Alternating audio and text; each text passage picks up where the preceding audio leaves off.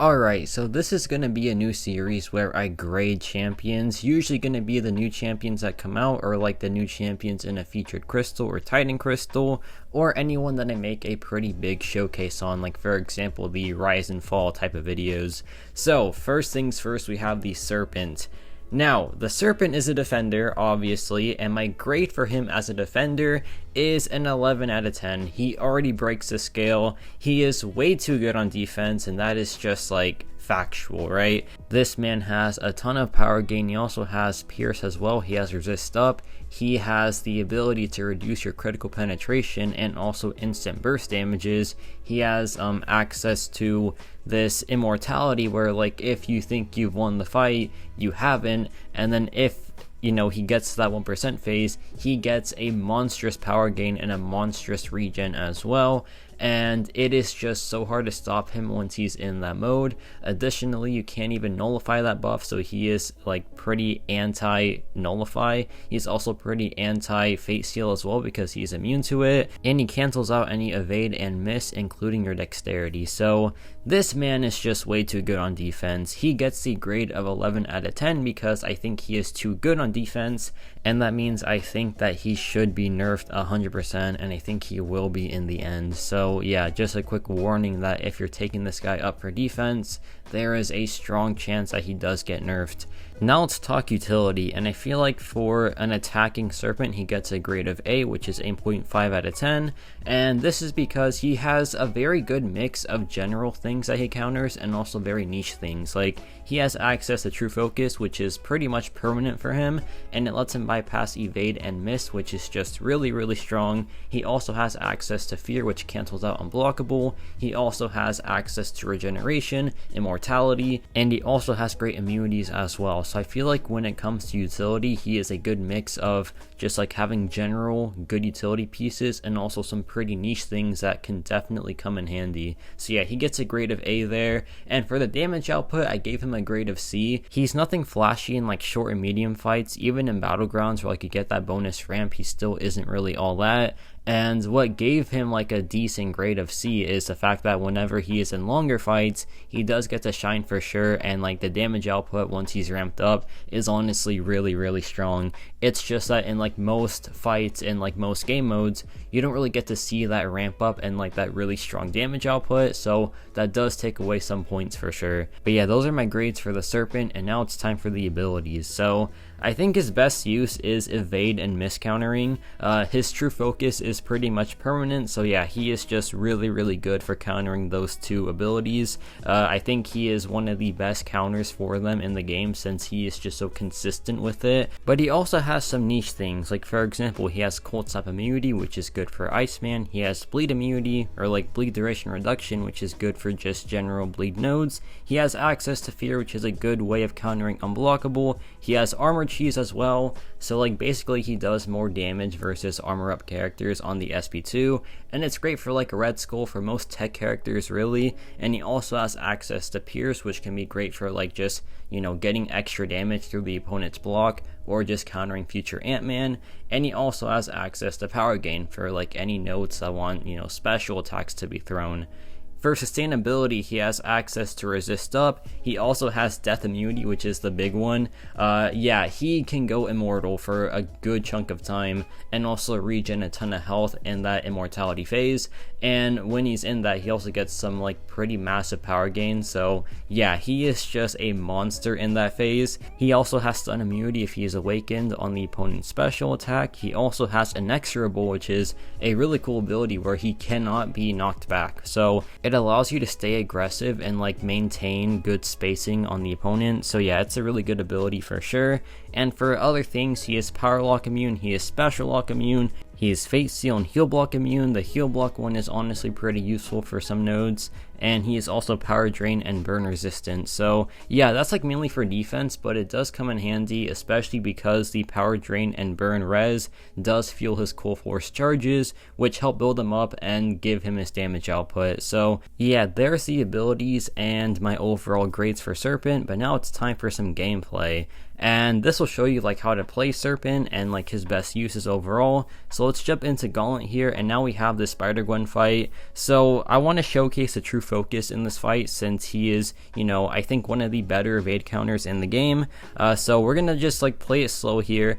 And this is also where the passive power gain is honestly really helpful, since I don't have to hit her to gain power. I can just hit her block and just, you know, not let her evade because she can't evade blocked hits, which is really helpful. But now since the true focus is up, the fight is just countered completely, and it's now a joke. So yeah, Serpent, once he gets going, he is just one of the best evade counters in the game. Now for the build up, you want to just drop SP1s or SP2s while they are you know, in the corner, since that gives you some bonus charges. And with the Serpent here, it's really just that simple. You just want to keep on dropping special attacks, and the SP2 kind of gives you a bonus charge, since whenever he drops it, once it's finished, he gains a power gain buff, and when that expires, he gains a cold force charge, so he will just ramp up even faster. And yeah, once he's at 16 of those charges, any additional charges turn into fury passives, and they just really give him some great damage output. So yeah, he is not too bad to ramp up. Like once you're in the rhythm of it, and like you are just keeping the opponent cornered and dropping the SP2, he becomes a very fun champion, and the damage output becomes honestly really sweet.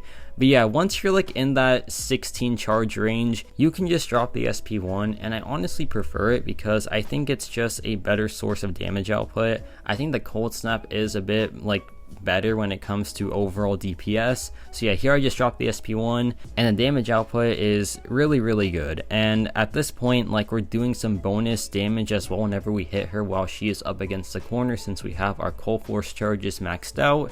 So it's like, yeah, once he's ramped up, it's just good damage all the time. And like the pierce is also very helpful in this scenario too. And yeah, we go back in, drop another SP1 in a second. And whenever you play with the Serpent, you want to also make sure that you drop your special attacks while they're blocking, because whenever he breaks the opponent's block with a special attack, he does bonus energy damage as, like, you know, burst damage. But now we have this Howard fight, and this guy has both evade and miss, so like once we get going, we just counter everything about him, which is honestly really helpful. So yeah, here I drop the SP1, and now he is shut down completely. Just like that, evade failed all the time, and it is just perfect, man. But yeah, this also has 0 to hero, and as you can see, if we have the fear debuff active, it does counter the unblockable part of 0 to hero. But I don't go for that in this fight, since I want to go for the SP2s, since Howard the Duck does have armor ups, so it's some bonus damage there. And yeah, here I drop the SP2, and nice 17,000 burst damage ticks there. It's honestly really nice. And yeah, now we're like ramped up pretty well, but we're not fully ramped up just yet, so we have to be a bit more patient. And yeah, with the Serpent here, it's never like a fast ramp up, right? Like it takes a bit of time to get to 16 charges, unless there's like some external things like, you know, power burn or drain being involved. But like even the damage output right now is still pretty sweet. And yeah, whenever he also like has cold force charges, he gains bonus attack rating per cold force charge, and this is via his awakened ability. So his awakened ability is honestly really good to have, since it is a nice damage bump, but it also gives him that crazy immortality that he is pretty much known for at this point. But yeah, here we drop the SP2, 24,000 burst damage per hit. It is really building up now, and yeah, this fight is just going really well. But here we drop the SP1 because I want to counter the unblockable right there, and we do perfectly. So yeah, this is just, you know, he counters everything about this fight essentially, which is sweet, man. And it goes to show like how Serpent is just a really good utility champion. Like when it comes to countering most things, he does it very well. Like the things that he does counter, he is really consistent with it. But yeah, here we drop the SP2 in a second, and yeah, 38,000 crit and then 30,000 bonus damage right there per hit, which is crazy stuff. There I get the dex, which is honestly kind of impressive. The fear debuff, it would have came in clutch there for sure, but I just didn't drop the SP1, so it is what it is. But here we drop the final SP2, and yeah, it just finishes him off pretty well.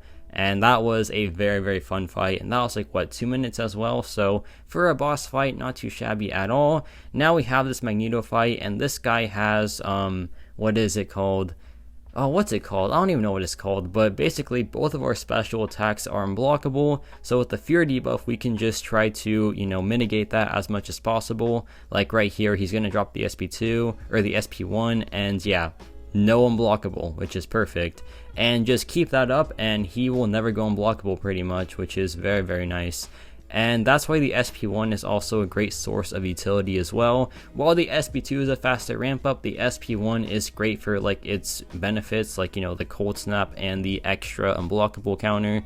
It's very nice. Right there, I don't have it because this is kind of annoying about Serpent, but like if the Fear debuff is already active, it doesn't like refresh or like reactivate, which is kind of frustrating for sure. But yeah, here we drop the SP1 again. But yeah, the ramp up is going pretty good now. Here I drop another SP1, but I should have just waited because yeah, like I wasn't even unblockable. Here he dropped the SP2, but he wasn't unblockable because of the Fear debuff, and yeah, that's just Serpent for you, man. It's really nice. Here I drop another SP1, and yeah, we're doing some great cold snap damage now, and this fight's about to be over in just a second because one more SP1 should do it. Does it do it? Okay, it doesn't, but the relic does, and there we go. Another Serpent fight in the bin. Now for a short quest fight, 1 minute and 22 seconds isn't shabby in the slightest. Now we have the Civil War Zone fight, and this is where the cheese really starts. So with Civil War Zone, whenever you hit the opponent, they gain an armor up buff, and Serpent loves that. So yeah, this is just a really fun Serpent fight. Whenever they drop a special attack though, they do convert the armor up into Fury, so we have to watch out for that. But yeah, here we drop the SP2, and look at this damage output. Like first SP2, and yeah, great burst damage right there, 21,000 per hit. You'll love to see it. And he is just great for these armor up fights, great for Red Skull, great for future Ant-Man. He's great for like any armor up character essentially. And yeah, here we just, build back up to the next SP2, and we got to give him just like more armor ups to just get more burst damage. So like we're up to quite a few armor ups now. So we drop the SP2, and this damage output is, yeah, still pretty crazy. That's like 75,000 damage in total right there. And it's just like the first two SP2s as well. Like he's not even ramped up at all. So it is just like really nice stuff. So we go back in here. We got to play it a bit more slow to just build up more armor ups for Gambit. So we drop another SP2, 22,000 crit, and yeah, like almost 30,000 burst damage there. And this fight is almost over. There I like get hit, but that was just on me. But yeah, here I go back in though, get the intercept, get some more armor ups, and I drop the SP2 one last time, and then we do some nice burst damage there of over 30,000. So yeah, very fun times there. And here's where things get a bit silly. So this is Gauntlet Korg, a very tough fight, and here I kind of mess up and I get hit, right? So what happens when I get hit when I'm at low health? Well, you're about to see what happens. So immortality triggers, regen starts to go crazy, and I am just immortal. And here I drop the SP3, and I just cannot get KO'd because I have the immortality up. So yeah, the SP3, it takes out his shield, and we have even more power gain after this, which is just insane. Like this power gain is honestly so crazy on both attack and defense. And now we're back in the fight just like that. So here I dropped the SP2, 19,000 non-crit, which is still very good.